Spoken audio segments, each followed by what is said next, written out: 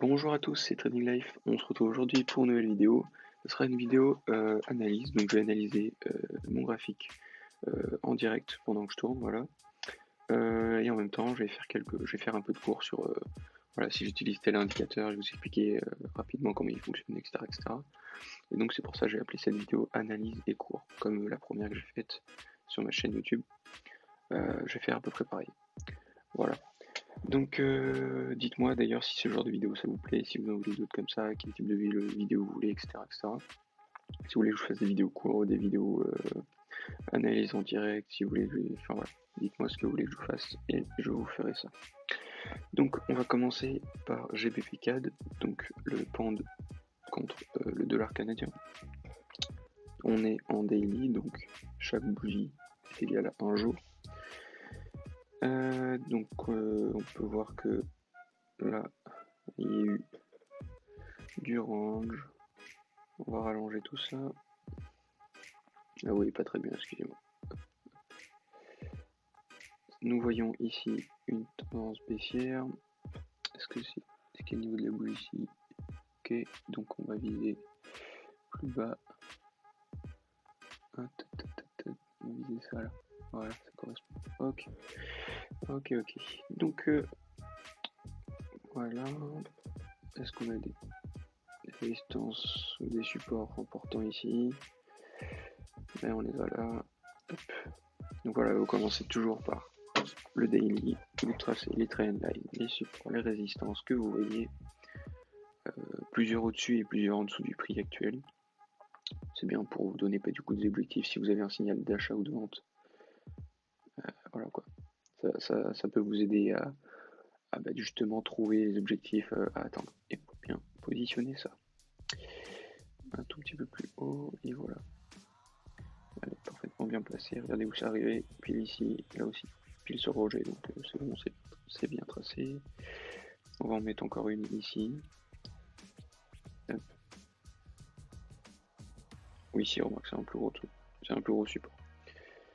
On remarque quand même ici. Parce qu'il y a plusieurs touchés dessus. Allez, c'est quel niveau ça? 65. Et ici, c'est quoi?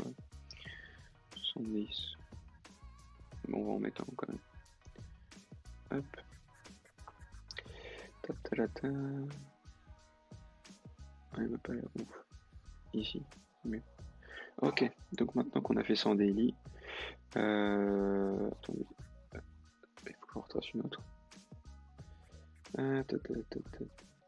Voilà. Ok, donc maintenant qu'on a fait ça en daily, on va passer en 4 heures. Ici, on a une aussi, regardez comment ça rejette ici et ici. Je vais la positionner ici. Donc là, vous voyez, je sais pas si vous avez regardé ma dernière vidéo, mais vous voyez ici qu'il y a un gap.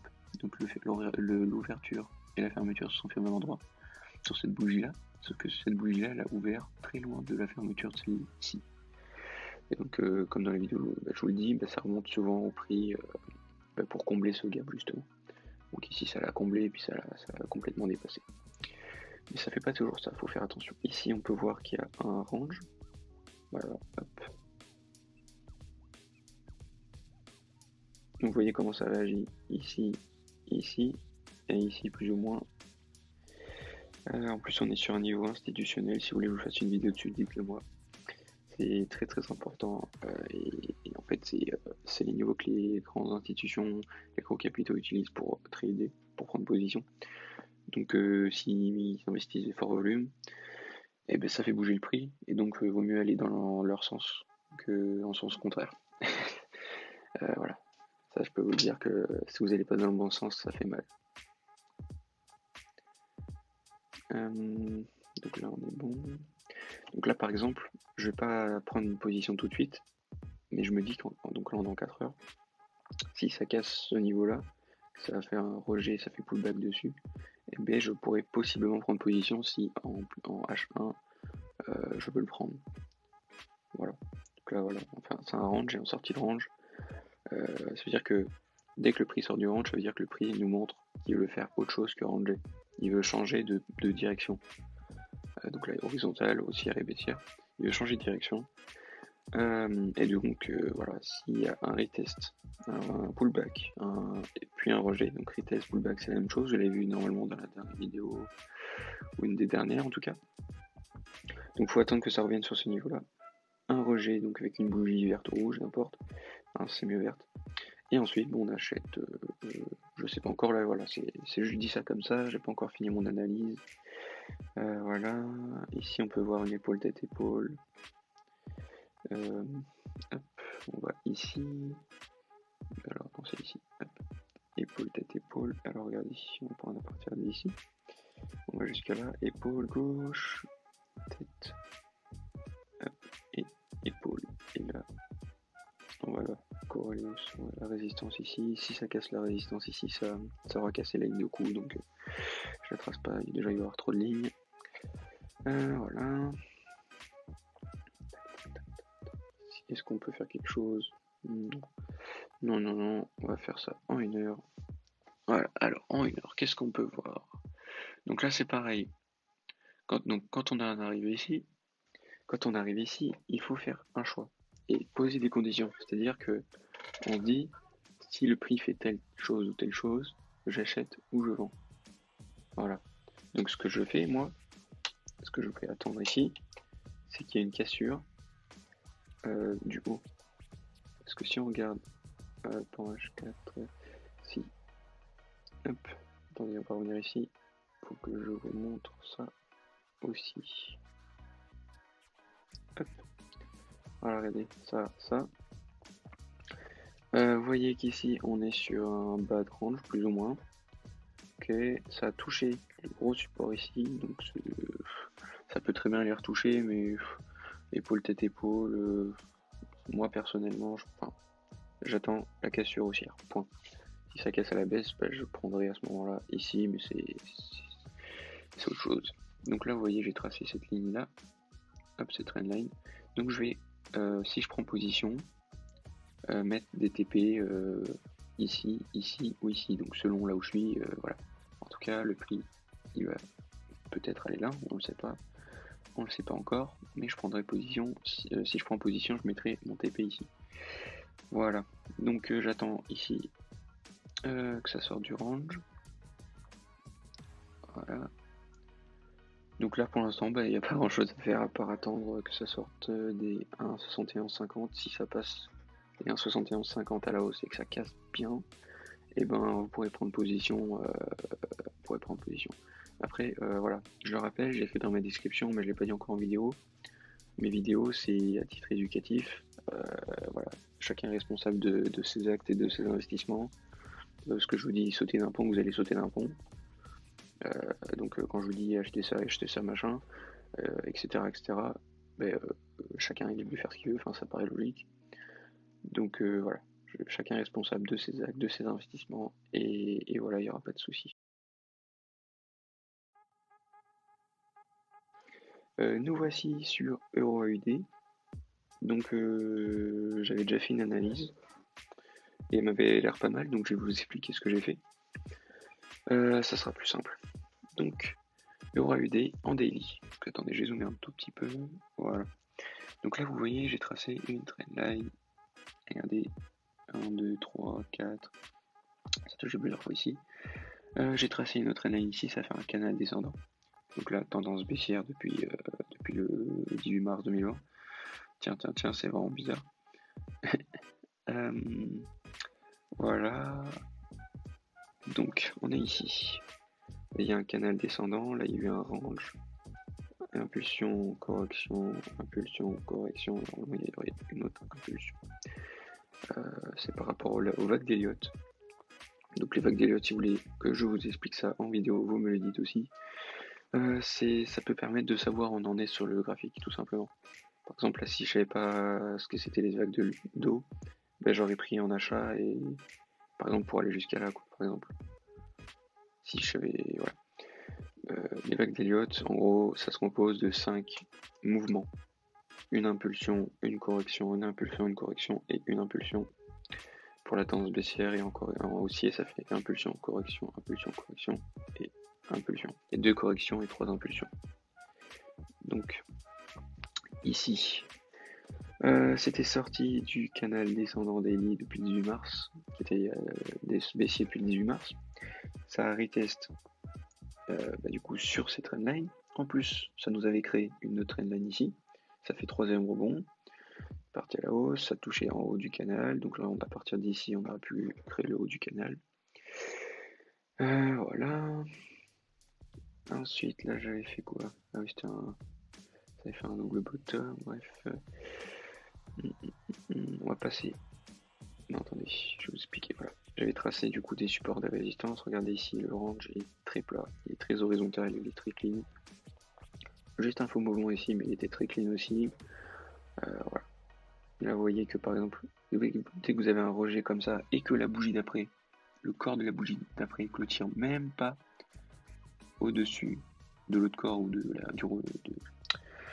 la mèche, ben c'est qu'il y a de fortes chances que ce soit un faux mouvement et que ça parte. Mais du coup, en contresens ici, en l'occurrence à la baisse. Donc support résistance un peu partout. Très important.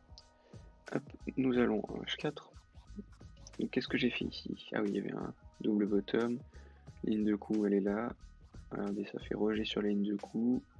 Et en objectif, il faut prendre la taille entre là où il y a les deux rebonds. Prenez la taille d'un rebond comme ça. Hop, et vous allez jusqu'au plus haut du pont, on va dire. Vous voyez, ça fait tac, tac, tac, tac. Il faut aller au plus haut. Donc si vous regardez, là à peu près celui-là, c'est à peu près la même taille que celui-là. Il faut regarder par rapport à des niveaux importants, ça aide aussi. Par exemple, regardez là, ici à droite, ça a rejeté à ce niveau-là. À gauche aussi, ici, je me mets ici au plus haut. Regardez ma ligne de souris. Donc je vais mettre ici, et là ça fait 189 pips. Ou 0, là aussi on peut voir 189 pips. Quatrième chiffre de la virgule, après la virgule, c'est les unités du point. Donc après, à partir d'ici, on met 180 pips et on trouve, là moi j'ai tracé la ligne rouge à ce niveau là. Donc vous voyez que si j'aurais pris, là je l'ai pas pris le trade, mais si j'aurais acheté là, j'aurais visé du coup le TP ici, là ben, ça serait passé nickel et le SL il aurait été ici et ben, il n'aurait pas du tout été touché quoi. Ça aurait été un trade du feu de Dieu, mais bon, dommage je l'ai pas pris. Ensuite j'en ai pris un autre ici. Donc voilà, j'avais dit, donc là ça avait fait un petit canal, j'avais dit à la cassure de cette résistance qui a été tracée en daily sûrement, ben, j'attends un rejet, non, un retest. Donc là vous voyez la puissance de la bougie, ça montre bien que c'est pour venir retest. C'est-à-dire que c'est un peu manipulé, et voilà, en plus vous voyez un grand marteau ici, la bougie rouge, donc là ça n'a pas été OSL, ça a pris position, et c'est monté à mon TP final qui était là. Donc là je m'en suis servi pour en trouver, entre guillemets, trouver un TP final. Même si je prends pas position direct ici, ça me sert pour trouver un TP final. Voilà. Donc là c'est le haut du canal, vous voyez, ça a rejeté plusieurs fois, ça n'a pas clôturé au-dessus plusieurs fois, ça a clôturé, c'est revenu directement dans le canal. Donc pour moi là ce qui va se passer, c'est que déjà il nous manque une 5ème vague en daily. Donc ça veut dire que ça va chuter, logiquement, hein. Pas tout de suite, hein. On sait pas ce que ça va faire, faut laisser le cours faire, et voilà. On n'a pas une boule de cristal, on sait pas ce qui va se passer. Mais il y a de fortes probabilités, à mon avis, que ça chute déjà ici, et ensuite ça sorte, et ça parte en baisse. Donc voilà, là ça aurait été touché, vous voyez, le TP final. Et voilà. Ensuite, donc on va aller en H1. Voilà, donc là, on va commencer à se dire et ce qu'on va faire et poser des conditions. Donc, qu'est-ce qu'on peut voir? Alors ici, vous voyez ça, les gros pointillés, c'est la clôture journalière. Donc dès qu'on est passé un nouveau jour, et ben, du coup, ça trace cette ligne. Donc voilà, on a 1 heure, donc ça s'est fait là, vers là. Sur la fin de la journée, elle était là, quoi. Donc ça, la ligne s'est tracée sur une clôture. Ici, c'est sûrement celle-là, regardez. Enfin bref, c'est un niveau important.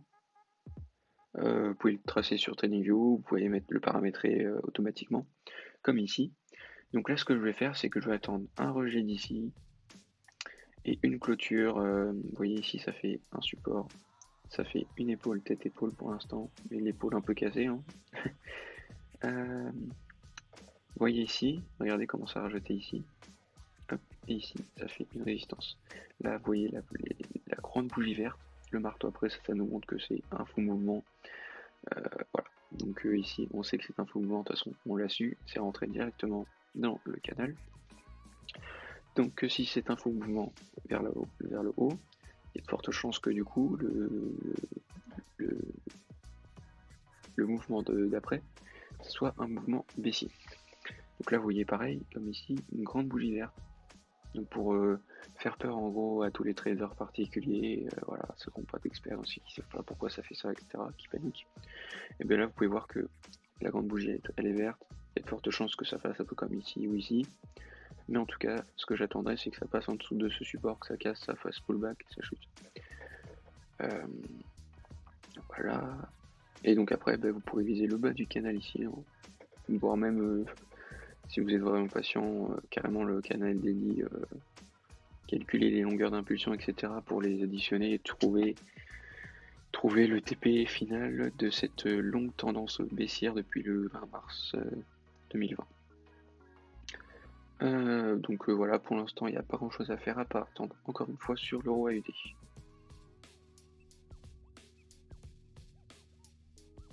Ok, on se retrouve sur AUD CAD. Hop, on va en daily. Et on va faire pareil. Donc on commence en daily. C'est pas très clair, on va faire une zone, ce sera plus simple. Tracer 5 supports au même endroit. Alors, je dis 5, en vrai il y en aurait 3. Donc voilà, c'est plus simple de faire une zone comme ceci. On va voir ce que ça donne sur des anciens niveaux. Pour voir si c'est un niveau important. On va regarder comment ça a réagi ici. Ça fait pullback. Regardez, c'était baissier, ça a cassé à la baisse, c'est revenu ici. Et ici, plein de gens ont vendu. Et ce qui s'est passé, c'est que ça a chuté tout simplement. Ah oui, donc c'est un niveau bien important, d'accord. Oui. Vous voyez comment ça réagit plus ou moins. Plus on recule, et moins ça sera précis, mais on voit qu'il y a des redirections, des renversements à ce niveau-là. Donc là, vous voyez, ça a cassé à la hausse, ça fait pullback. Tout le monde a acheté ici, regardez la grande bougie rouge, verte. La bougie rouge, elle n'est pas descendue beaucoup, donc ça ne nous montrait pas forcément un bon mouvement. Et de toute façon, le grand mouvement qu'il y a eu pour le retest, ça nous montre que c'est un vrai mouvement, on va dire. Parce que si c'est un faux mouvement, ça va faire tout, et c'est tout. Vous voyez, c'est un gros mouvement, donc voilà. Il y a plein de choses comme ça, selon comment on interprète, on peut savoir plus ou moins si c'est des faux mouvements ou pas. Donc voilà, moi j'interprète comme ça, mais pour l'instant, ça me... Enfin, je sais pas que j'ai raison, mais bon, un peu quand même. Voilà. Donc, on va pouvoir tracer des supports et des résistances. Tac, tac, tac. Alors, regardez ici comment je fais réagir. Ouais, nickel. Tac, tac. Non, pas ici. Donc, ici, plus ou moins ici, c'était un faux mouvement sûrement. Ici, ici, ici, ici, ici, ici. Et ici. Donc, voilà. Ensuite, on va retracer dessous ce qui n'est pas orange. Voilà. Bah, nickel. Ici, regardez. Tac. Là, comme en fait, je dézoome un peu comme ça. C'est comme ça, vous voyez mieux. Et enfin, personnellement, je vois mieux. Et normalement, vous voyez à peu près aussi les traits. Et en fait, on voit mieux là où ça réagit. Vous voyez, là, ici, ici. Bon, là, ça réagit 4-5 fois. Donc voilà. On va faire le haut du range. Regardez comment ça réagit. Plus ou moins bien. Même très bien. On va prendre les deux plus hauts ici et ici. Et regardez à droite et à gauche de ma souris. Sur les petites traits horizontales. Ce que ça fait. Voilà, donc là, ça réagit pas mal de fois aussi. On va faire le haut du range aussi ici. Et ensuite, on va passer à la trendline. Tac, tac, tac. Ici, voilà, ça réagit ici, 3 fois. Une fois de plus. Une fois. Voilà. Donc là, on est bon. On va tracer la trendline. Hop. Donc là, déjà, on peut voir ici. C'est baissier. Donc il y a des paires en fait où en fait il y a des paires qui réagissent plus ou moins bien à des tendances comme ça. Par exemple le euro USD, ça réagit bien juste avec des supports et résistances. Les trendlines, etc. Ça peut, vous les tracer au pire juste pour vous donner un ordre d'idée. Mais sur euro USD, en fait, voilà, faut vraiment se servir que des supports et des résistances, que des niveaux en fait horizontaux. Voilà. Les trendlines comme ça, ça réagit pas bien sur euro USD et peut-être d'autres paires comme celle-ci. Regardez ici, voilà, par exemple, on peut voir que c'est ce niveau qui a réagi ici, avec celui-là ici, voilà, le gabouli ici a réagi. Tac, tac, tac. Regardez ici, ce niveau-là, il a fait réagir ici et ici. Donc voilà, on va pas trop tracer de trendline, ça sert pas à grand chose, en plus ça range. Voilà, à partir de quand, regardez ici, hop. Donc là on va tracer un rectangle aussi, tac tac tac, à partir d'ici jusqu'à ici. Maintenant on va l'allonger. Donc je vais vous expliquer pourquoi j'étais jusqu'ici, c'était le niveau d'ici là, du pourra. Regardez. Hop. Voilà, ça réagit. Hop. Ok, donc là on est bon, on va passer en H4. Ok, on se retrouve en H4. Alors, qu'est-ce qu'on va pouvoir faire? Alors, regardez ici, une mini trendline qui se dessine. Ça nous forme sûrement un triangle. Qu'est-ce qu'on peut voir? Donc là, c'est baissier. Donc, si on compte par exemple les impulsions à partir d'ici, ça nous fait du. Donc, ça dépend. Les petites impulsions comme ça, vous pouvez les compter comme 1. Ça dépend en fait dans quel time frame on est.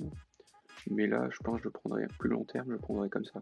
1, 2, 3. Donc là, si ça casse à la hausse, je vise au moins ici. Enfin, je vise ici, tout simplement. Parce que vous voyez, à chaque fois, les niveaux, quand ça casse un range ou quelque chose comme ça va pas souvent ici, à part ici. Donc pour être, on va dire, serein, on va viser ici. Si ça casse ce triangle là, vous voyez, ça fait comme ça. Triangle, rectangle. Hop.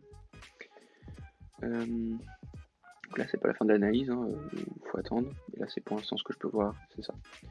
Vous voyez ici aussi, regardez. Donc voilà, après ce TP là, on visera celui-là et après ça. Donc je pense juste celui-là, ça serait pas mal. Donc voilà, bref, on va passer en H1.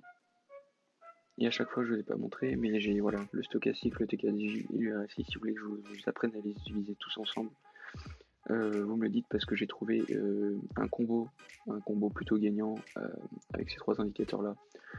C'est vraiment pas mal. Donc voilà. Stochastique et RSI, ça s'utilise, on va dire, avec les divergences, avec les surventes, les surachats, etc. Et le KDJ, ça nous montre vraiment les vrais mouvements. Enfin, ça nous enlève les faux mouvements, on va dire. Voilà. Donc on va enlever ça, ce sera mieux pour voir le graphique. Vous voyez en H1 ce que j'ai tracé en H4.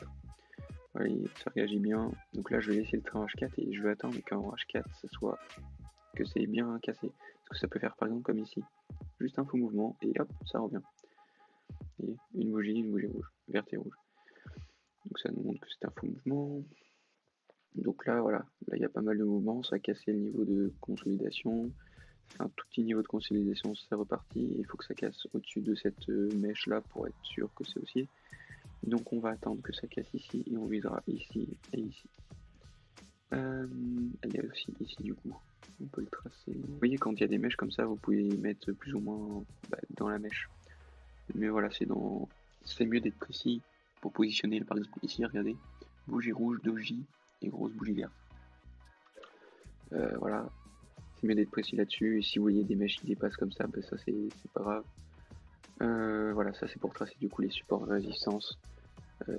Mettez-vous d'abord là-dessus, soyez précis là-dessus, et ensuite, vous voyez, regardez, il y a eu un rebond là, et ici il y a eu des rebonds là aussi, mais c'était dans la mèche, donc voilà, c'était sur un plus gros time frame que ça a bien rejeté. Mais voilà, bref. Nous attendons du coup la cassure du triangle, et donc voilà, pour viser les 0,9530 et 0,9465. Et voilà. Ok, on se retrouve pour l'Euro GBP, dernière paire pour la vidéo. Donc on va en daily direct. Donc qu'est-ce qu'on peut voir? On peut voir quoi? On commence par où là? On va faire ça. Hop. On voit un support résistance. Donc là on voit un range. Et les faux mouvements. L'Euro GBP, il y a de faux mouvements. Et le faux mouvement, vous allez le voir tout de suite. Voilà. Le faux mouvement, c'est ça. Tac, tac. Vous voyez la petite pointe. Paf, paf. surtout en daily. Si c'est un vrai mouvement, une vraie impulsion, ça aurait fait comme ça le mouvement à peu près. Pour venir les tests, comme tout à l'heure sur l'euro AUD, je crois. Et voilà, il y a beaucoup de faux mouvements sur l'euro, les paires avec de l'euro. Vous voyez les rejets ici, voilà, c'était très loin et c'est revenu, mais ça n'a pas dépassé. Et donc voilà ce qui s'est passé ensuite. Regardez, pointe, la chute. Et regardez, on va tracer encore ici un support résistance. Ouais, il rejette bien ici. Donc ça c'est nickel. On va tracer le bas ici, on va mettre une zone. Je vais mettre un Fibonacci, juste comme ça en daily, pour voir. Donc là, le Fibonacci, il faut mettre en haut. Et là, on peut voir que ça a bien réagi sur les 82, regardez ça. Bon, ça, c'est les institutions qui ont acheté ici, donc ça veut dire que s'ils ont acheté là, il y a beaucoup de chances que le prix revienne ici, et soit qu'il se fasse racheter, soit que ça soit inversé, et que ça soit une zone, on va dire, de remise à zéro, et donc ça chute sûrement jusqu'au gros support.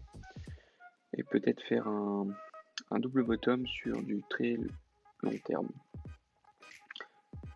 Donc on va attendre ce niveau là, pour l'instant là on est en daily. On va enlever le Fibonacci. Ok, on est bon. La trendline, non, pas tout de suite. Pas vraiment moyen de tracer une belle trendline. Voilà, ça bug. Il me semblait bien que ça buguait. Là, on est en H4. Vous voyez ici que ça, c'était ce qui était passé de la résistance. Vous voyez, ça a plus ou moins réagi entre. Voilà, et ça n'a pas été plus haut que cette mèche-là de bougie.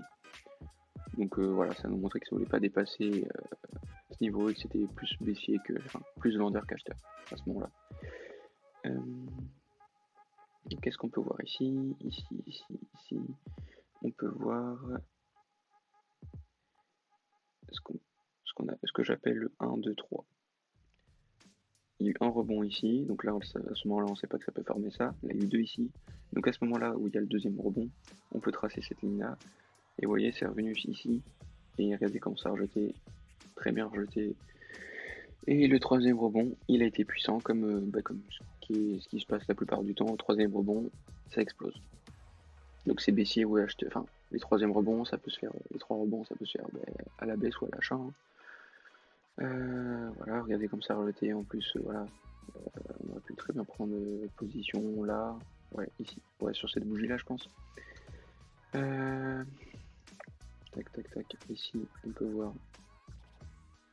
Ça, je crois que ça nous fait un petit diamant. On va voir ça. Donc un diamant, c'est comme, c'est un peu une forme de diamant quand on trace des trendlines comme ça. Regardez, en plus ça réagit ici, donc on va le positionner même ici.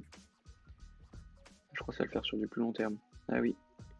Et donc là, logiquement, à partir d'ici, ce qui se passe, c'est que ça, normalement, ça réagirait là-dessus. Voilà, là ça fait un diamant. Vous voyez, ça fait un peu comme un diamant. Et ça, ça indique un retournement plausible. Donc, regardez, c'était baissier, et s'il y a un retournement, ça sera sûrement haussier. Mais après, ça peut très bien être un faux mouvement, donc il faudra bien voir. Voilà, si ça casse ça, si ça casse vers ici, si ça casse ça, enfin voilà, il faudra attendre que ça casse bien à la hausse ici, et même que ce soit pas un faux mouvement, il faut faire très attention parce que euro, GBP et toutes les paires en euros, il y a de gros faux mouvements qui arrivent à chaque gros support ou résistance, donc faut faire attention. Donc là, nous sommes en H4. Est-ce que ça a cassé? Pour l'instant, c'est au-dessus, mais ça n'a pas clôturé au-dessus de ce niveau-là. Hop. Donc on va passer en H1. Ok.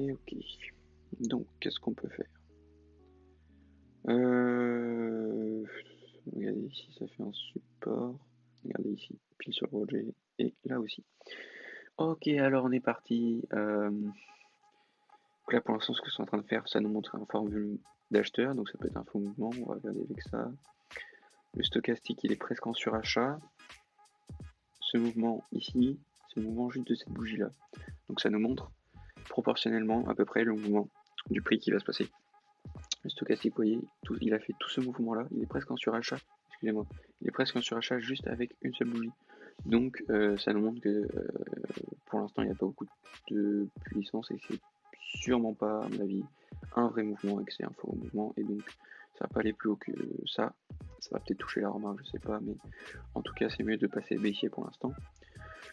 Donc on va attendre, on va attendre ce niveau-là qui passe par-dessous, les tests, et viser au moins ce niveau-là, voir ce niveau-là. Donc voilà, quand en pré-section, comme je fais là, donc sans indicateur sur le graphique, on va dire, sans indicateur majeur, faut vraiment attendre que ça casse à un niveau et que ça le reteste. Surtout pour les débutants, attendez ça. Et c'est pareil, la psychologie, c'est très très important. Allez sur internet, formez-vous, parce que la psychologie, on peut pas réellement vous aider, même en vidéo comme ça. En tout cas, moi, je saurais pas le faire. Donc là, à ce moment-là, ben voilà, je vous dis d'aller voir sur internet pour ça. Parce que la psychologie, ben voilà, savoir gérer ses émotions, c'est quand même très très très très compliqué. Il faut beaucoup beaucoup de temps euh, pour avoir cette compétence. Voilà. Donc Roger BP, on va attendre que ça casse ici, que ça reteste et que ça parte à la baisse ici. Donc voilà, ce sera tout, je pense. Oui, ce sera tout pour aujourd'hui. Je vous laisse regarder cette vidéo, prendre des notes, etc., etc. Et puis voilà, je vous dis à bientôt. Donc là, je suis en train de travailler sur une stratégie, je vais vous sortir. Une stratégie avec Ishimoku, je sais pas si vous connaissez, mais Ishimoku, c'est vraiment un indicateur incroyable. La personne qui l'a inventé a travaillé tellement d'années dessus. Du coup, rien n'est laissé au hasard en fait. Cet indicateur-là, si vous savez l'utiliser, ben, vous avez juste la patience, donc la psychologie, ben, vous pourrez que être gagnant sur les marchés financiers. Je le dis, parce que les vidéos, je les sortirai mardi, jeudi et samedi, donc soyez présents. Activez la cloche, les gens, et voilà, donc comme ça vous serez au courant quand je sors une nouvelle vidéo. Et voilà, donc je vous dis à plus, bonne journée, bon trade, et à plus. Salut les gens.